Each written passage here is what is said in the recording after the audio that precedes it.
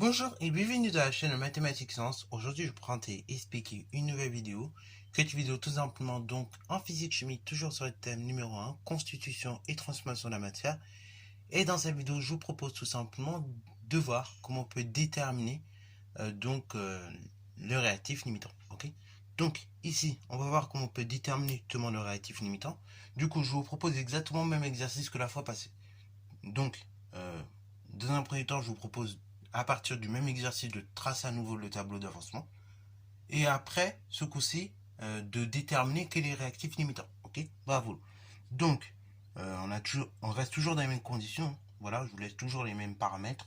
Juste, en plus de construire le tableau d'avancement, je vous propose également que vous puissiez donc déterminer c'est quoi le réactif limitant. Ok.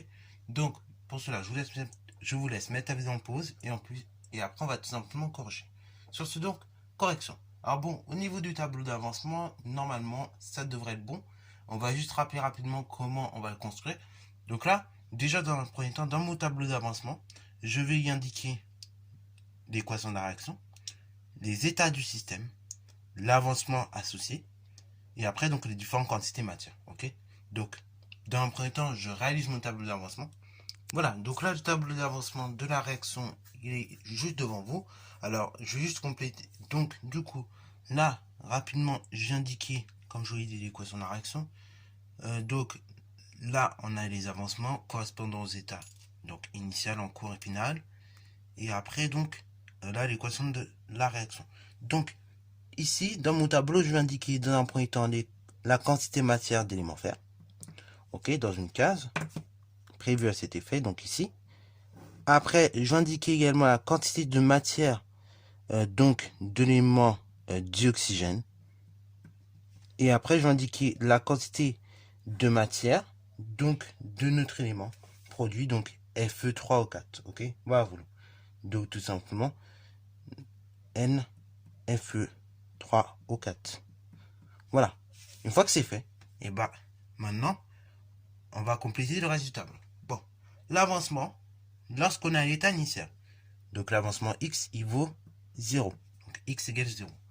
Au niveau des quantités matière, donc pour les réactifs, bah, c'est les quantités matière qui étaient déjà indiquées dans vos énoncés.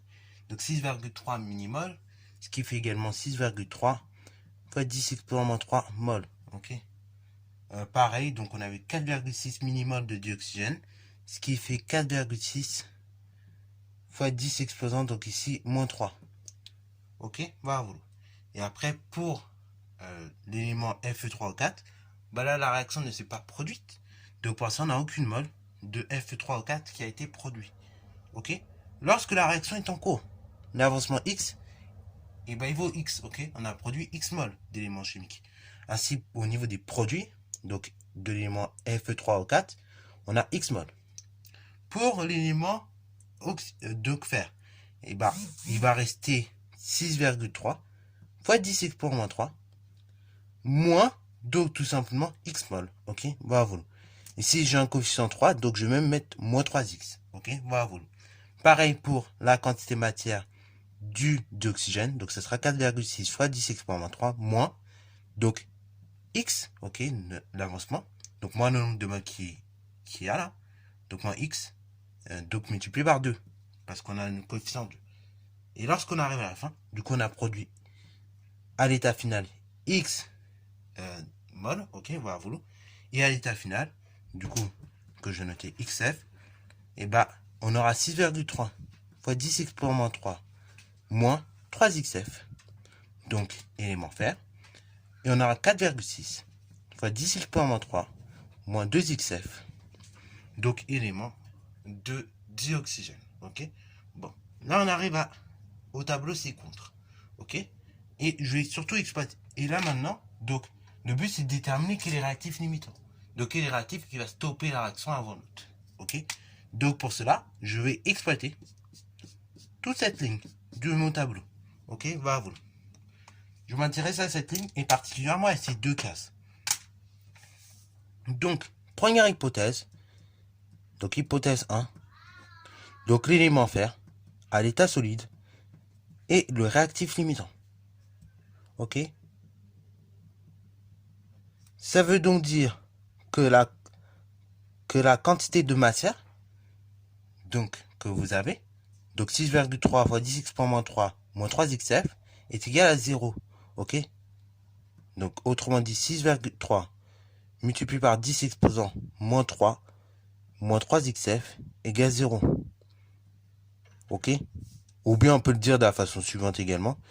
Donc F, le fer c'est le réactif limitant, ça veut dire que la quantité matière du coup d'éléments fer moins 3xf est égale à 0. Autrement dit, donc cette équation-là. Donc on a cette équation qui est vérifiée, ça veut dire si le réactif donc qui est le fer est limitant. Donc c'est-à-dire la quantité matière du fer moins 3xf égale 0. Autrement dit 6,3 fois 10 exponent 3 moins 3xf égale 0.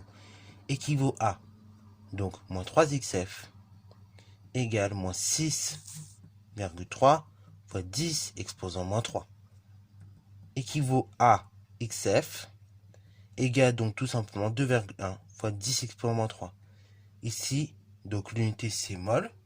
Donc là, c'est l'avancement que l'on trouve lorsque on considère que le fer est le réactif limitant. Deuxième hypothèse, hypothèse 2. Donc tout simplement ce coup-ci, on va considérer que le dioxygène est le réactif limitant. Donc c'est une hypothèse. Donc le fer, enfin l'oxygène, pardon, le dioxygène est limitant.